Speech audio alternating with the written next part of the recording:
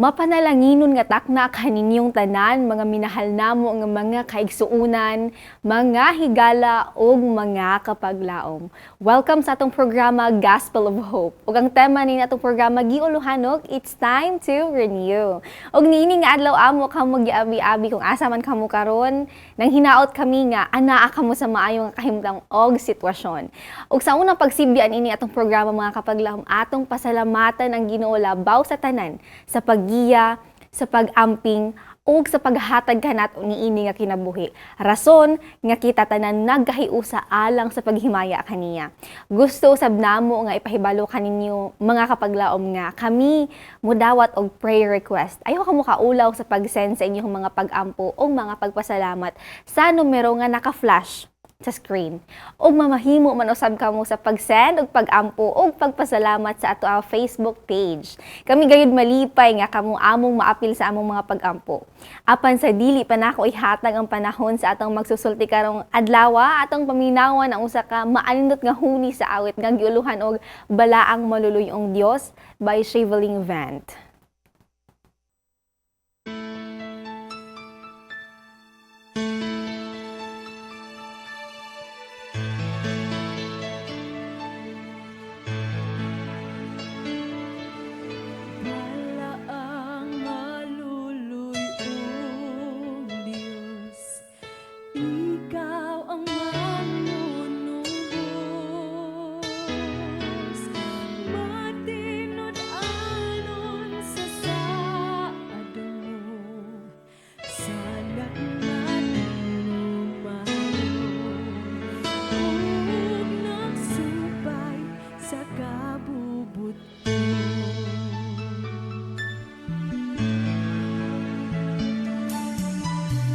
Mahang magbalantay, gihandom ka kanunay,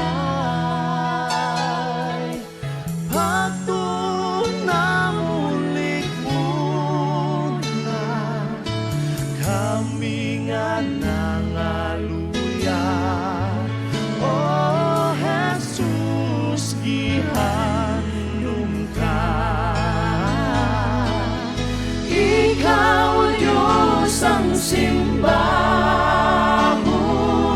ikaw sa tanan ang daigod,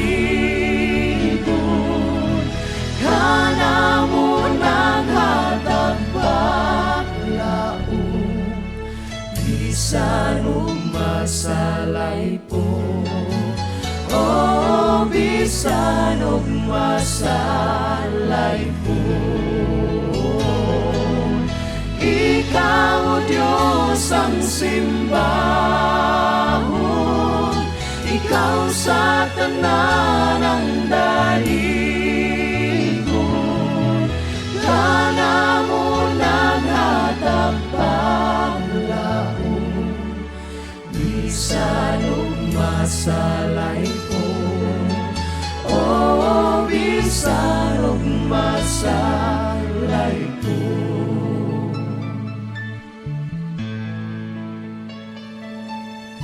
Kamhanang way katapusan, mahigog maong Jesus, kami kanimo naghangyo sa dautan malayo, ug sa langit makapuyo. Ikaw, Diyos, ang simbahon, ikaw sa tanan ang daigod,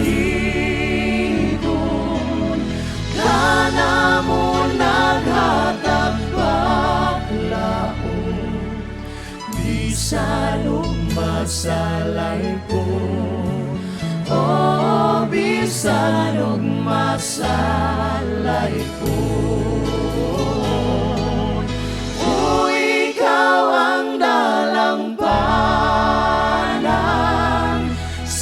Tanang mga katawan, ug kanimo makita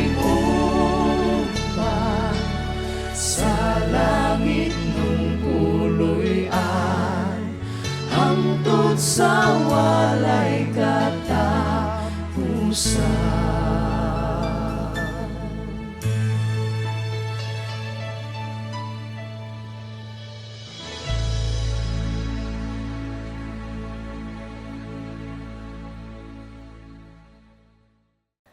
Greetings from Central Philippines, the Visayas. This is the Gospel of Hope. And I am Pastor John Bay Romanillos. You are now watching Hope Channel Central Philippines, broadcasting live from Cebu City. Mga kapaglaom, ang pinakanindot nga talan-awon sa kalibutan, kanang kada human sa bagyo, ngit-ngit kayo ang kalibutan. Kusog kayang ulan. Nagbaha na ang mga kasapaan o ang mga katubigan. O sadyang niundang nakini.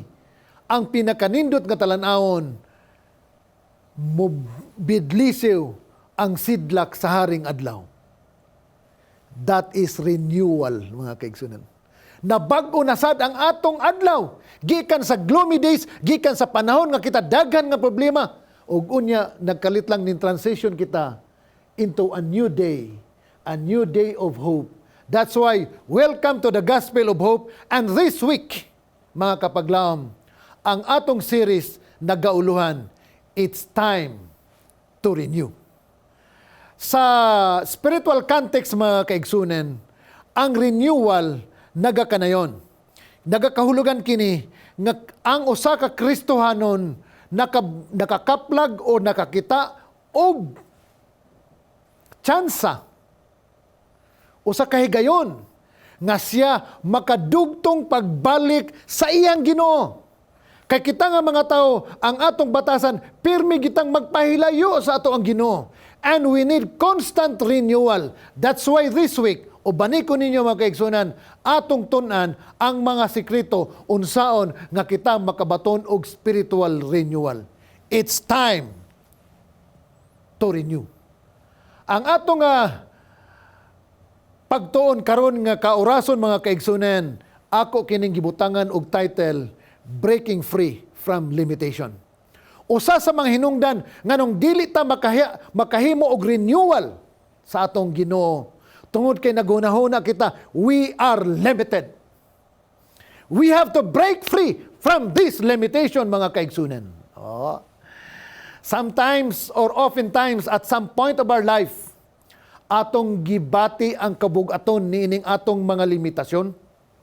Usahay kini external nga mga sirkumstansya, sama sa mga problema, mga suliran, mga babag sa imuhang promotion sa trabaho, sa imuhang pag-uswag. Dagko kay nga mga problema to overcome. Usahay kini internal. Imong kahadlok, imong self-doubt, past failures, or even belief about ourselves. It holds us back, mga kaigsunan. Kini nga mga limitasyon, muranig mga kadina nga nagagapos sa atong mga tail, nga dili kayo ta makalakaw. It incapacitated us, keeping us from reaching our full potential, keeping us from experiencing true joy, keeping us from pursuing the dreams God has placed in our hearts. Mga kapaglaom, I want to share a powerful truth this hour. Mao kini, our limitations do not define us. And they certainly don't define God's power in our lives. In fact, many of the greatest stories of faith and triumph are precisely about individuals who broke free from what seemed impossible. Mao ni mga kaigsunan na atong katuyuan karon. We will learn how to break free from these limitations. Usa kini kasad that is a powerful reminder that we are not alone in facing our limitations. Mga kaigsunan, wala ka nagainusara. According to Isaiah chapter 41 verse 10, paborito na ko nga text. So do not fear, for I am with you. Do not be dismayed, for I am your God. I will strengthen you. I will uphold you with my righteous right hand. This is a great promise, mga kaigsunan. Kay balo na ta, ang promise sa Dios, permi niyang tumanon. Wala siya isaad nga dili niya tumanon, mga kaigsunan. He promised to strengthen us. He promised to uphold us with His righteous right hand, and it should be done. Mga kaigsunan, si David, ang istorya ni David, physically, intellectually, and militarily, David was severely limited compared to the giant named Goliath. Sa height pa lang daan, mga kaigsunan, sa military intelligence, lupig na daan si David. Yet, David saw not a limitation, but an opportunity for God to display His might. Ingon ana ang mindset, mga kaigsunan, nga dapat atong imoon, how to break free limitation. Murag si David, mga kaigsunan. Gamay siya, yes. Dili siya militar, yes. Siya lamang usa ka shepherd, tinuod na. Pero wala siya mahadlok ang Goliath. Because he saw this fight, sabi niya, as a limitation, as an opportunity, not a limitation. This is an opportunity for me to show that my God is almighty. And David declared, the battle is the Lord's. This is not my battle. This is the Lord's battle, mga kaigsunan. Si David has been able to break free from his limitations. Tungod kay ang iyang mindset, mga kaigsunan, he did not focus on his own small stature. He did not focus on his lack of armor. He focused instead on the boundless power of his God.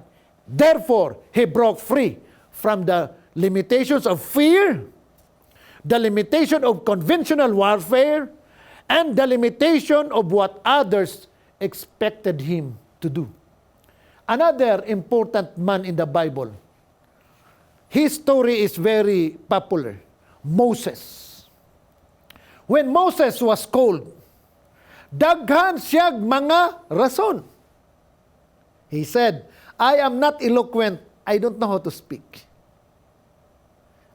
Yes, dati, prinsipe ko sa Egypt, but for 40 years, I am already a shepherd. Who am I? Kinsa man ko? Ubos kay pagtanaw si Moses sa iyang kaugalingon. Yet, God equipped him. That is good news. God empowered him and used him to perform miracles after miracles that defied the natural limitations. David, Moses, both limited, but they take their limitations into a positive action. They will able to break free from their own limitations. So may pangutana kita. How do we begin to break free from our own limitations? Unsaon man nga kita makasugod na nga makahawa na tanining atong mga limitasyon. Step number 1, recognize the source of true power. Pareho ni David, nag-ingon siya, I am weak, but my God is the strongest. I am small, but my God is the mightiest. Yes, I cannot wear the regular armor of a regular soldier because I am a small child. But my God is all-powerful. That is recognition of the source of true power. David and Moses has done all of this. Recognizing the source of true power. Di kita manghinambog, mga kaigsunan, nga kaya na nato ning tanan. dili na to kayang baguhon ang atong kaugalingon mga kaigsunan kung dili na to partner ang Holy Spirit. Let us always recognize the source of true power, and that is the Holy Spirit. In Philippians chapter 4, it says, I can do all things through Christ who gives me strength. Mahimo nako ang tanang mga butang, pinagi kang Kristo nga naghatag kanako sa kusog. This is not a declaration of self-sufficiency. Mind you, mga kapaglaom. Dili ni usa ka deklarasyon nga ang akong kaugalingong talento husto na. Self-sufficient ka. No, but a proclamation of God sufficiency. There is a stark contrast between self-sufficiency and God's sufficiency. Si Moses o si David ilan ang gidemonstrate sa ilahang ministry o sa ilahang leadership. Wala nagsalig si Moses sa iyang training sa una sa military. Wala siya nagsalig sa iyang training as a prince of Egypt. He declared, Lord, I am nobody already. But because you called me, I believe you will be able to equip me. And that is God sufficiency, mga kaigsunan. God is sufficient. Step number 2. Unsa ganitong step number 1, mga kaigsunan? Acknowledge the true source of power. Recognize the true source of power. Step number 2. Challenge your inner narrative. Unsa man, mga kaigsunan, ang istorya nga imong ginasulti sa imong kagalingon. Kung moatubang ka ba sa salamin, moingon ka, ikaw John Bay, wa kay nada nga pagkatao. Dili ka tsada nga pagkatao. Di ba? Dili ka gwapo. Wa kay talento. That is your narrative. That is your own narrative, mga kaigsunan. Ug unya, imo nang i-challenge ang imong kagalingon nga narrative. Self-talk ka. Tinood nga ako weak. Tinood nga ako mahuyang. Yes. Tinood nga wako'y gahom. Yes. Tinood nga luya ko. Yes. Apan kusga na akong Dios. Tinood nga huyang ko. Apan baskog ang akong Dios. That is challenging your own narrative, mga kaigsun. Pangutana daw inyong kagalingon. What stories are you telling yourself about? About what you can do and what you cannot do. Are these stories rooted in truth? Or are these stories rooted in fear and past hurts? Mga kaigsunan, mga kapaglaom, God created you with purpose and potential. Ayaw kami nasi ang potential nga giandam sa Dios para kanimo. Tell yourself about it. Atubangang salamin, ug moingon ka, from now on, akong utrohon ang akong istorya. Dili na ko magpaulipon sa ako ang mga past hurts, bad experiences. Dili na ko magpaulipon sa akong mga kahadlok tungod sa mga psychological ba or traumatic mga ma-experience sa unang mga panahon. Ako nang himuon ang gitug-an sa ako sa akong Dios karon. I will and be not conformed to this world, but be transformed by the renewing of your mind. Romans 12 verse 2. Mga kaigsunan, mauna ang ikaduhang paagi, unsaon nga kita maka-break free from our limitation. Recognize the true source of power. Then second, challenge your own narrative. And the third step, take a step of faith, even just a small one. This is very important, mga kaigsunan. Human ka nakadesisyon, human ka nag-ingon, from now on, di na ko magpaulipon sa akong kagahapon. Take that step number 3. actualize or not only verbalize. Now, ganina, sa step number 2, i-verbalize nimo ang imong gusto sa imong kinabuhi. Now, actuate on it. Take an action. Take an action. Kay matod pa sa James 2 verse 17, faith without action is dead. Breaking free, mga kaigsunan, is not always a giant step. No. Sometimes it's a series of consistent but courageous steps. Si David, mga kaigsunan, did not just stand there. He did not waited for Goliath to come. He ran towards the giant Goliath. Si Moses keep speaking even when he stammered. Kaysa 40 years nga wala siya kaistorya, dito na lang siya sa desierto. He doesn't know how to speak already. He is now a stammering man. But he keep on speaking. Moses keep on speaking. Kung dili niya kaya, he will ask his older brother Aaron to speak for him. That's what these two giants of the Bible did. David did not just stand there, did not just stood there. He ran towards the giant Goliath. Moses, though he was stammering, kept on speaking. Ingon ana, mga kaigsuunan, ang atong ginahimo. Step number 1, recognize the true source of power. Ayaw paggara-gara. We are now taking lessons how to break free from limitation. Step number 1, recognize the true source of power. Step number 2, challenge your own inner narrative and turn it into a positive one. And third, take a step of faith, even a small one, mga kaigsunan. Kini nga tulong ang mga steps lamang ang akong ibilin kaninyong tanan, mga kapaglaom. How to break free from our limitations. Agig pinakauna sa ato ang series, it's time to renew. Mga kaigsunan, God does not call the equipped. He equips His called.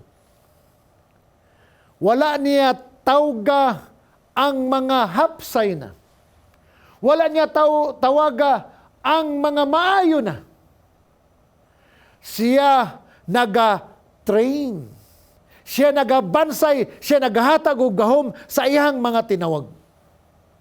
When He chose His 12 disciples, very limited ang word sa mga disciples. Peter, James, John, very limited ang word.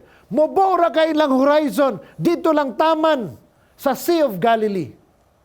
O ang ilang mga pangandoy sa ilang kinabuhi, kada adlaw, makakuha lang silang mga isda para ibaligya o may pagkaon para sa ilang pamilya. Mao lamang na ang nakabot sa ilang mga huna-huna. But when Jesus called them, they were able to break free from their limitations not because they are intelligent, not because they are strong, not because they are influential, but because Jesus equips them all. Remember this, mga kapaglaom. Hain ka man karon nining kalibutan. You are important. Importante ka para sa atong Dios. Pinalangga ka sa atong Dios. Og namatay ang Dios para kanimo. Daghan kag problema. OFW ka man karon. Gawna-huna ka. Pagkaubos sa amo ang dignidad. Nangamuhan kami dinhi sa langyaw nga lugar para lamang na ay kwarta nga maggamit ang among mga kabataan. Nagtan-aw na ka sa imong kagalingon nga ubos ka. Ayaw paulipon sa mga negatibong mga nahuna, igsoon. It's time for you to break free from your limitations. Ayaw nagsigtanaw sa mga advertisement sa Facebook nga nagpromise og mga quick rich nga mga aktibidades or mga investment o guban pa. Tiguma ang imong kwarta i-invest sa tama nga paagi, sugo ang ang inyong bana inegosyo sa tama. Mopalit og yuta, mopalit og uma, og uban pa nga mga gihunahunaan o giplanuhan gayud nga mga steps aron muuminto ka to break free from the limitation of poverty. Professional ka man karon nga naa sa uban nga lugar sa Europa o sa Amerika, gimingaw ka sa imong pamilya. Somehow you are limited but nalimitahan ang imong mga huna-huna, ang imong kadasig tungod sa kamingaw. Mag-paradigm shift ka. Step number 2. Challenge your own inner narrative. Ang imong maingon ka, I am doing this not because of me. I am doing this for the sake of my children. Inguna nga mga paagi mga kaigsunan para maka-break free ka sa imuhang limitasyon. And time will come kung makadaghan na kag mga ipon, pwede na kang mauli for good, pwede na nimong kauban kada oras ang imong pamilya, magmalipayon na kamo. Mga kapaglaom nako, do not be discouraged. There is hope. Mao gani na nga atong series karon gitawag namo kini og Gospel of Hope. There is always hope. And today, kung sa inyo diha night, kung sa uban gabi, depende kay ang atong kalibutan na ay 24 time zones. Depende kung hain ta karon sa kalibutan. Remember this. Mabasa ninyo ang quote. God doesn't call the equipped. He equips the called. Mga kaigsunan, ang Diyos does not look at your limitations and see the end. He sees a beginning for His glory to be revealed. Pareho sa usa ka mamamatay tao, usa ka self-sufficient nga tao, usa ka worldly intelligent nga tao, sa diyang gitawag siya dito sa road sa Damascus, si San Pablo. Sa diyang gitawag siya, nangutana gani siya, kinsa ka man? Og nagpailang Ginoo, ako si Jesus nga imong gilutos. Diha siya nagka-paradigm shift. Iyang gibago ang iyang panglantaw sa iyang kinabuhi. Hunaw na agad. Usa siya ka legal officer. Membro siya sa Sanhedrin. For the lack of comparison, tawgo na to siya og membro siya sa judiciary. Or membro siya sa Supreme Court. Hunaw na ana. Legalistic kay siya utok. Pero kung tan-aw nimo ang iyang mga sinulat diha sa Biblia, grace. Pagtuo diha kang Kristo, makadala nimo sa kaluwasan. Pinaagi sa grasya sa Dios, ikaw na luwas. Mauna na ang iyang mensahe. He is preaching the gospel of hope, the true gospel of hope. Di ba nindot huno na ano? So mga kaigsunan, mga kapaglaom, ayaw ta kabalaka. We have this hope. Hope in the coming of the Lord. Bisa pag-unsa imong pagtuo, bisan ikaw pa naa sa uban nga mga pagtulunan, dili nato na concern. Ang atong concern karon, matabangan nato ang matag usa nga makaboton kitag pag-asa. Bisan pag mamingaw, bisan pagdagang mga suliran, ang atong pinaka-concern nga maluwas nato ang matag kinabuhi nga dili mapagan. Maluwas nato ang kinabuhi nga dili mahitumpawak sa kaalautan. Maluwas nato ang mga kinabuhi nga dili nila kalason ang ilang kaugalingon nga kinabuhi nining kalibutan. Let us give each other a gospel of hope. And tonight, we have learned how to break free from limitation. Once again, I would like to summarize. Step number 1, unsaon nga maka-break free ka sa limitasyon nimo base sa story ni David og ni Moses. Unang-una, recognize the true source of power. Si David mo na iyang giingon eh. Yes, bata ko. Yes, gamay ko. Yes, wala ko'y training sa military. Pero dili man ko gasalig sa ako ang kabata. Wala man ko gasalig sa akong kabatanon. Gasalig ko sa ako ang Diyos. Kay dili ni akong gira. David declared, the battle is not mine. This battle is the Lord's battle. Step number 2. Challenge your own inner narrative. Utruhon nimo. Utruhon nako, utruhon nato kung unsa ang atong paglantaw sa atong kagalingon. This is the gospel of hope tonight. Today, after naman, bisag asa tanan ning kalibutan na, atong utruhon ang atong paglantaw sa atong kinabuhi, unsaon atong pagig-istorya sa atong kagalingon. Permero, mosulti ta, dili ka tsada, wa kay nada, dagan nga mga terms sa mga binisaya, nga mga dialekto. Utruhon na to na, nindot ko. Kay ako, usa ka tawo nga, gipakamatyan sa Ginoo. Nindot di ay ko. Kay bisag pagdako kong problema, na ay mga, despite of all religious sects ka nga nabilong, di ko dapat problema kay na ay uban nga mga tao nga nagampo para kanako. Bisan pa ikaw OFW karon. Ayaw pagpaulipon sa imong kamingaw. Atubangang salamin og ingna ang imong kagalingon. Antusa kini para sa kaugmaon sa imong mga anak. And lo and behold, everything will change. Na-break free nimo ang imong limitasyon. Na-limited ka sa kamingaw, na-limited ka sa daghang mga suliran, sa mga daghang mga problema.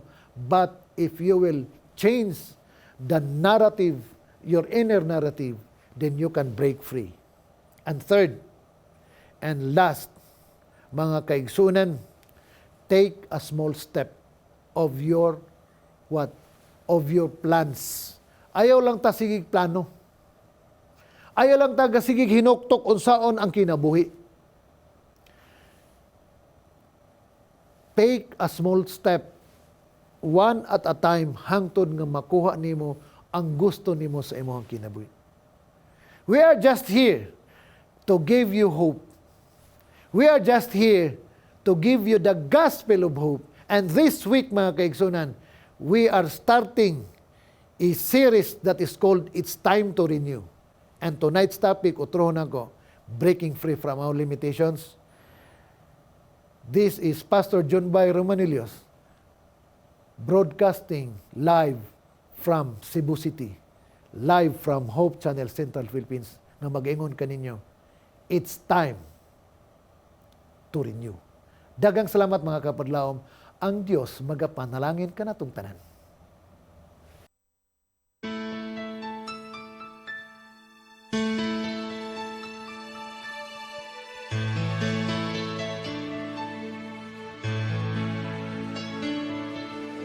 Malaang maluluy o Diyos, Ikaw ang manunubos.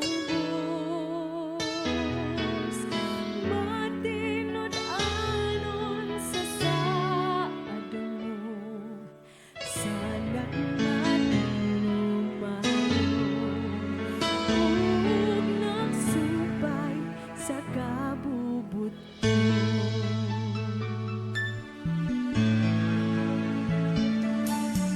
Amahang magbalantay, gihandom ka kanunay,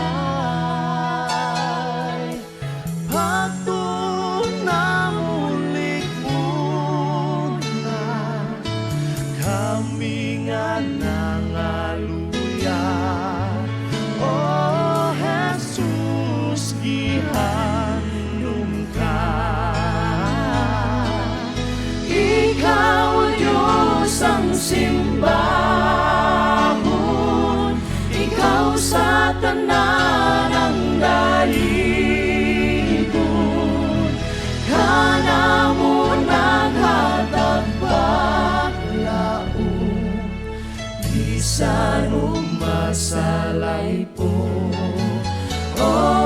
bisan og masalay ko. Ikaw, O Diyos, ang simbahon. Ikaw sa tanan ang dahigon. Kana mo naghatag paglaom. Bisan og masalay ko. Oh, bisan og masalay ko.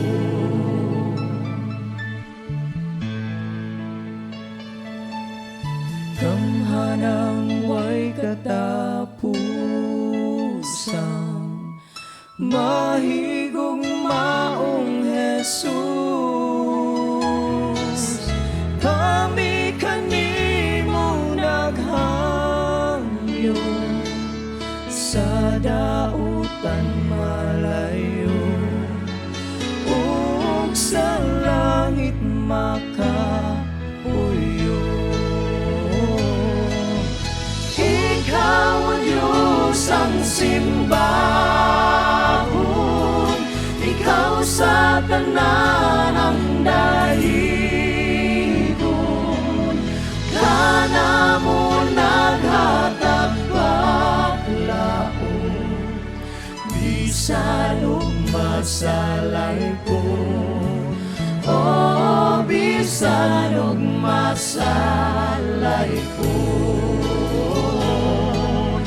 O ikaw ang dalampanan sa tanang mga katawan. O kanimo makiguban sa langit nung puloy-an, hangtod sa walay katapusan.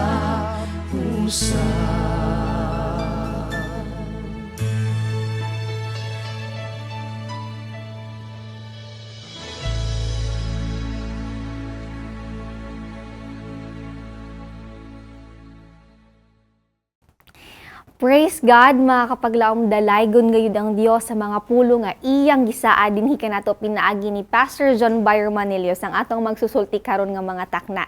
Kini nagpahinumdum kanato nga ang paglaom dili gayud basta-basta mawala kung kanunay ana ang Ginoo sa atong kinabuhi. Sa makausap pa among ipahibalo kaninyo nga kami mudawat og prayer request, mga pagpasalamat sa numero nga naka-flash screen, pwede niyo din ha-send ug kamo man usab makahimo usab sa pag-send sa inyo hang mga pagpasalamat sa atong online account, sa atong Facebook page. Mag-uban ug magkita-kita na usab kita mga kapaglaom sa sunod nga higayon ug susama nga takna diri lang sa atong programang Gospel of Hope. Ang Dios magapanalangin kanatong tanan.